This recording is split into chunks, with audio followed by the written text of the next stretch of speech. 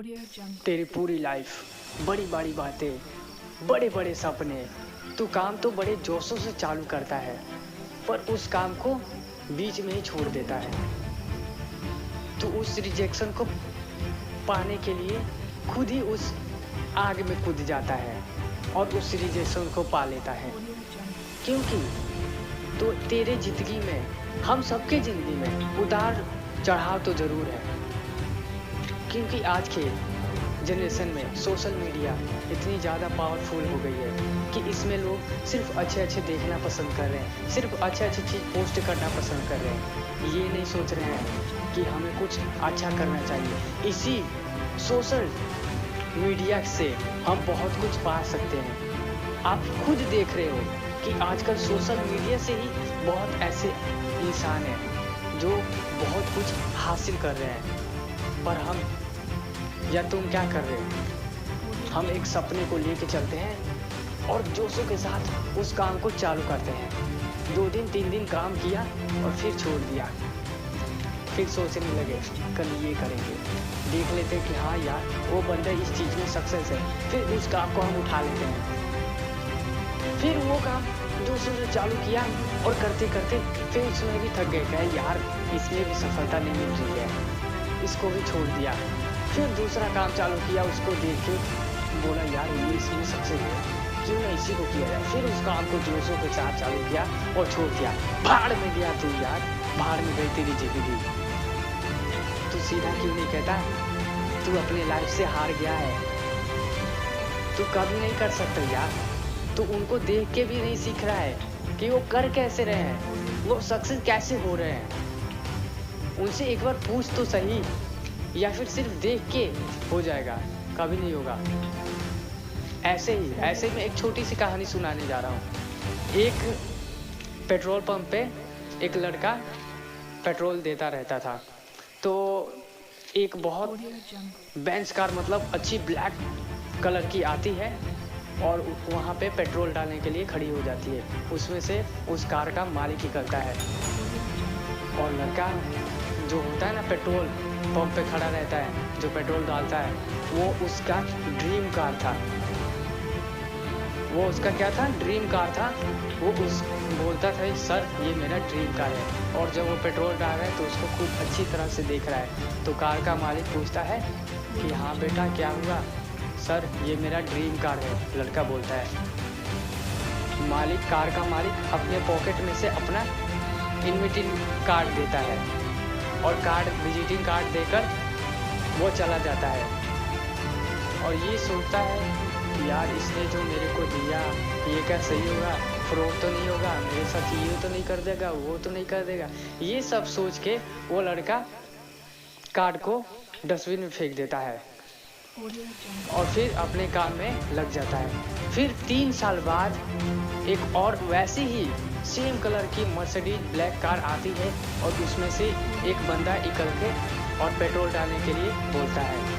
तो वो कार फिर देखता है और मालिक से बोलता है सर ये तो मेरी ड्रीम कार है। तो वो लड़का बोलता है कि तूने आज से 3 साल पहले ऐसी ही कार आई थी ना, उसमें से एक कार मालिक निकला और पेट्रोल डलवाया और तेरे को कार्ड दिया था, तुझे याद है? तो बोलता है हाँ। तो उसने बोला कि मैं भी इसी पेट्रोल पंप पे काम करता था और साफ़ सफाई करता था। तो मैंने देखा कि वो मालिक का कार्ड पड़ा है जो तूने फेंक दिया था। मैंने लिया और उसके पास चला गया और उसने मुझे बिजनेस करना सिखाया। बिजनेस में सक्सेस बना के आज मैं बिल्कुल उसी तरह 3 साल बाद उसकी तरह कार लेके मैं तेरे पास आया हूँ। शायद अगर तूने ऐसा किया होता तो तू मेरी जगह होता, ना कि मैं तेरी जगह होता। पर तूने क्या सोचा? यार ये मेरे साथ कुछ कर तो नहीं देगा ना, मुझे कुछ हो तो नहीं जाएगा ना? तूने ये सब सोचा, एक बार भी नहीं सोचा कि एक बार कम से कम मैं उस मालिक से जाके मिलूं। शायद कुछ ना कुछ तो सोल्यूशन होगा, कुछ ना कुछ तो ऐसा चीज़ बताएगा कि मैं जिस चीज़ में आगे बढ़ सकूं, मैं अपनी सफलता के लिए आगे कुछ कदम ले सकूं। पर ऐसा तूने कुछ नहीं सोचा और उसे फेंक दिया।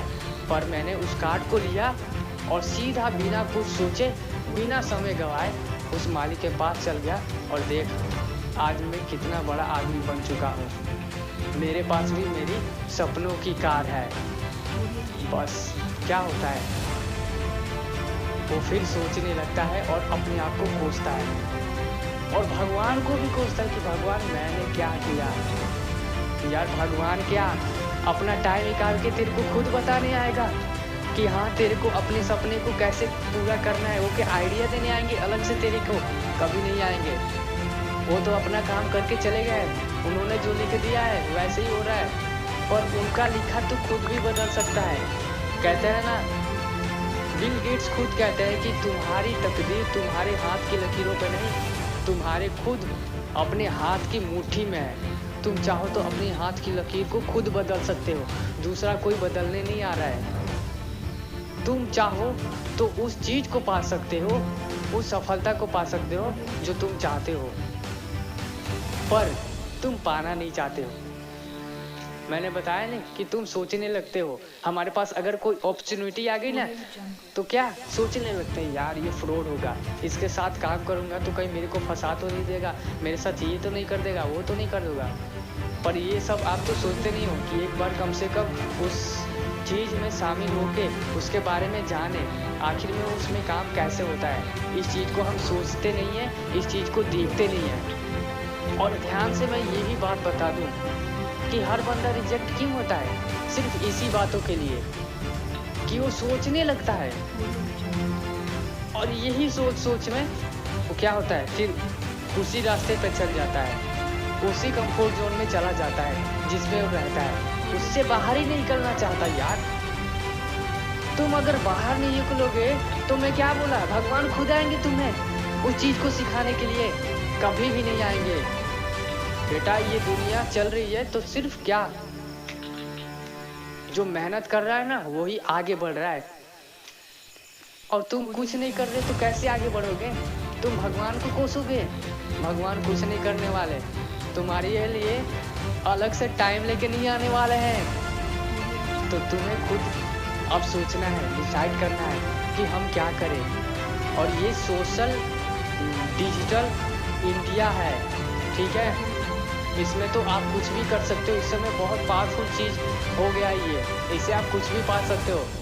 आजकल 12 साल का बच्चा भी देख रहे हैं कि YouTube से या फिर कुछ भी कोई भी वेबसाइट या ब्लॉगिंग से लाखों रुपए कमा रहे हैं, क्योंकि उसमें उसको लाइफ में करियर बनाना है, एक करियर बिल्ड करना है, ना कि उस गरीबी में ही मरना है।